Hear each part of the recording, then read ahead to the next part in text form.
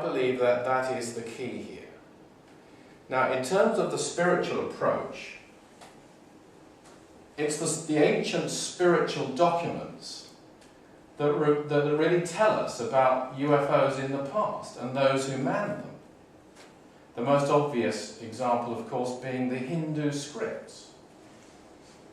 I'm not going to dwell on this tonight because I want to talk tonight about the revelations of modern times. But it would be wrong to pass over this because some people think, well, UFOs, that started somewhere after the Second World War or during the Second World War, something like that. No. I mean, you look at the Mahabharata, for example, or the Ramayana, you'll see in there a word, Vimana, a Sanskrit word. I'm sure most of you come across this already.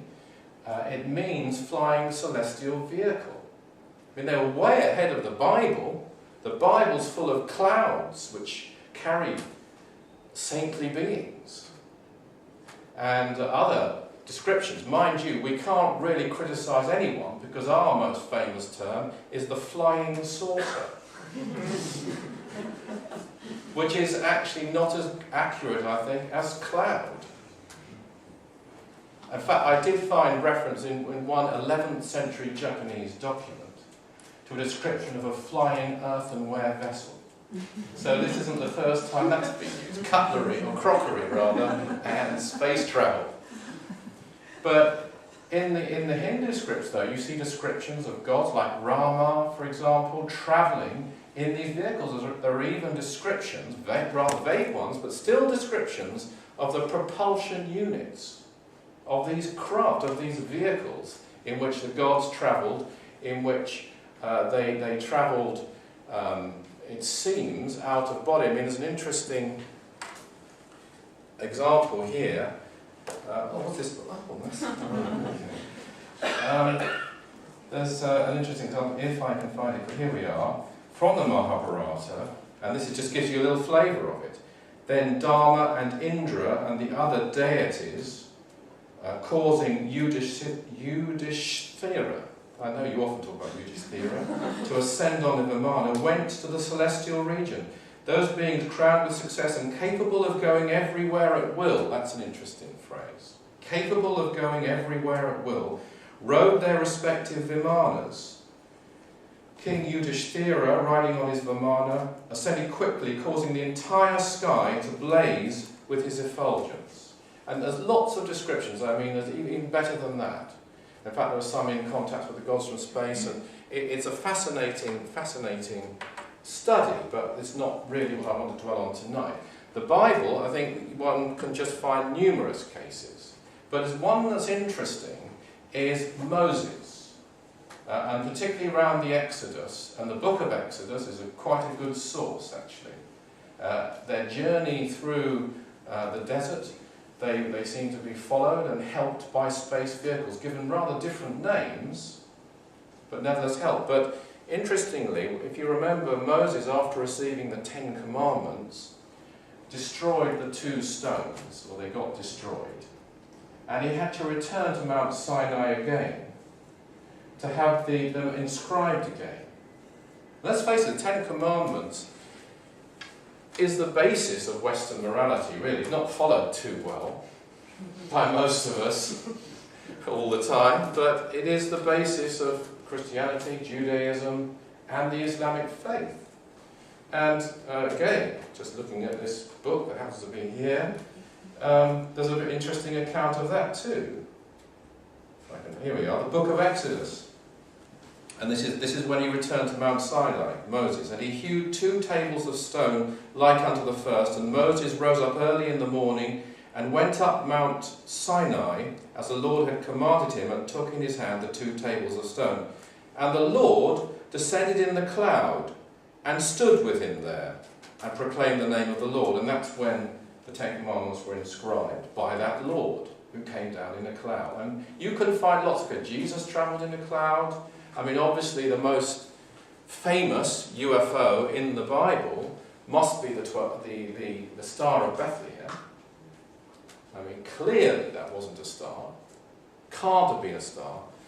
And obviously directed, we're told, 3 wise men, at least 3, to this place. identified Jesus. More of that later. But I'm just illustrating to you this isn't new, and the source of many of these accounts are the spiritual writings of our world. And I could list off many. I mean, Buddhism, of which Anand is quite an expert on this. There are many references to the lokas, or higher spheres, in which heavenly beings live throughout the universe. This is not new. This is very ancient teaching indeed. The interesting thing, I believe, is there is a great change going on in the last 50 years or more, in which these appearances are being made more generally. They're being made more widely. They're being seen by many people in many contexts. People, many signs have been given. It's just that many of these signs have been covered up and lied about in terms of governments. But there's nothing new. Before I leave some of the past event, I'd like to mention very interesting person, Emanuel Swedenborg. And I had permission from the Swedenborg Society to include this in the book. And he lived in the 18th century. He was a very, very accomplished man. I'll just tell you some of the things that he was. He was an expert in, ready? Cosmology, natural science, engineering, mathematics, chemistry, metallurgy, philosophy. He sat in the House of Nobility, which is like the House of Lords, and the Swedish Royal Academy of Sciences. He was a very accomplished man. What people did not know at the time was that he was also channeling communications from other planets. And these came from this solar system. He kept it secret. It was too dangerous to reveal this. This was revealed posthumously. And there's some very interesting accounts of how he felt while he communicated or received these communications, while he was in trance, receiving them. But he published this, and we're looking here at the 18th century, and he's referring to the fact that on higher realms there is communication with other planets in this solar system. And he said this, that there are many earths and men upon them, and spirits and angels from them, is very well known in the other life, which is the afterlife.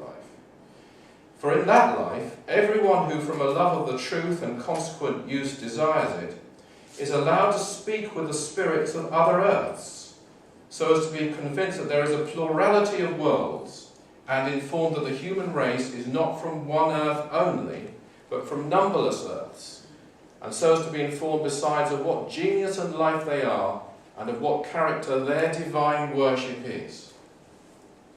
So it's a very universal thing that I think flies in the face of what you might call materialistic conditioning, and therefore it's conveniently set aside or ignored or laughed at out of ignorance, I have to say, not knowledge. Not everybody has to believe. I'm not expecting you to believe what I say tonight. It's entirely up to you.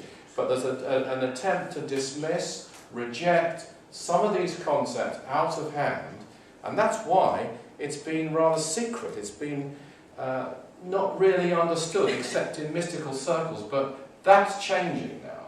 UFOs are with us, and I now want to come on to some of the things that have been revealed from various